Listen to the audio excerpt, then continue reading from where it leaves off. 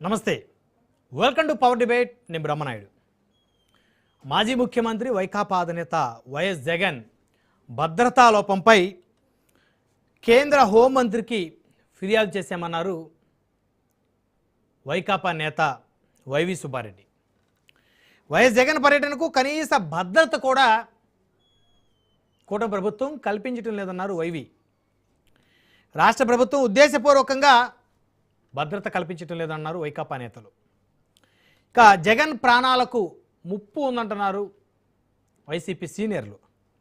రాష్ట్రంలో అరాచక పాలన కొనసాగుతుందన్నారు వైవి సుబ్బారెడ్డి.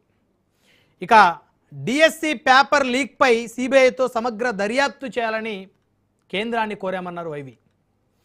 ఇక మరొక కీలకమైన అంశం చూస్తే విజయసాయి రెడ్డి వైఎస్ఆర్ కాంగ్రెస్ పార్టీ శ్రేణులకి పరిచయ వ్యాఖ్యలు అక్కర్లేనటువంటి పేరు విజయసాయి రెడ్డి.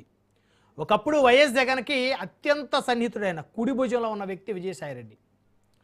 ఒక చార్టెడ్ అకౌంట్ నుంచి రాజ్యసభ సభ్యుడిగా ఎదిగిన ఆయన ప్రస్థానం చాలా కీలకమైందని చెప్పాలి.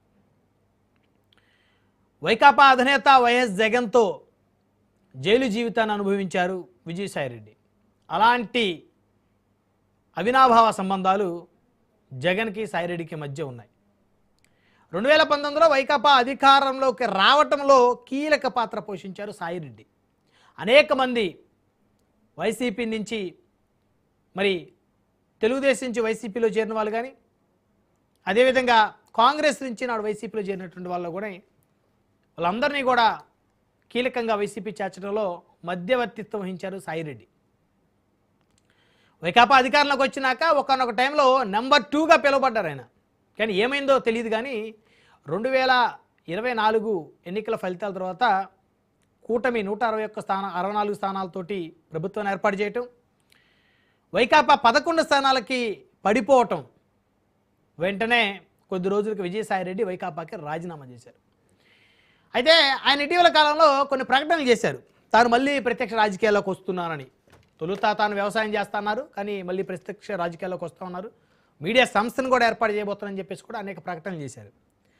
అయితే సాయిరెడ్డి రాజకీయ పార్టీని ఏర్పాటు చేయబోతున్నారు అనేటువంటి వార్త ఇప్పుడు రాజకీయ వర్గాల్లో దావానంలో వ్యాపించింది. త్వరలోనే అనౌన్స్మెంట్ ఉండబోతుందంట. విజయసాయిరెడ్డి రాజకీయ పార్టీ పెడితే ఎవరికి లాభం, ఎవరికి నష్టం?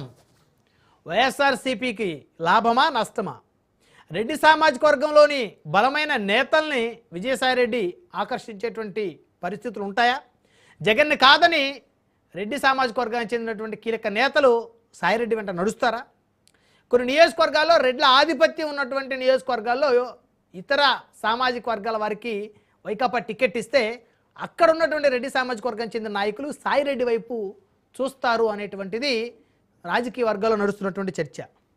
ఇకపోతే సాయిరెడ్డి రాజకీయ పార్టీ ప్రకటన ఎప్పుడు ఉంటుందనేటువంటి ఒక ఉత్కంఠ రాజకీయ వర్గాల్లో జోరుగా నడుస్తుంది. సాయిరెడ్డి రాజకీయ పార్టీతో ఎవరికి లాభం, ఎవరికి నష్టం? ఈ అంశాలను చర్చిద్దాం. ఇదే వాళ్ళ పవర్ డిబేట్, రసవత్తర రాజకీయం. ఈ డిబేట్లో మనతో పాల్గొంటున్నారు వైఎస్ఆర్ కాంగ్రెస్ పార్టీ నుంచి శేఖర్ రెడ్డి గారు మనతో డిబేట్లో పాల్గొంటున్నారు. అదేవిధంగా తెలుగుదేశం పార్టీ నుంచి ఖమ్మంపాటి శిరీష గారు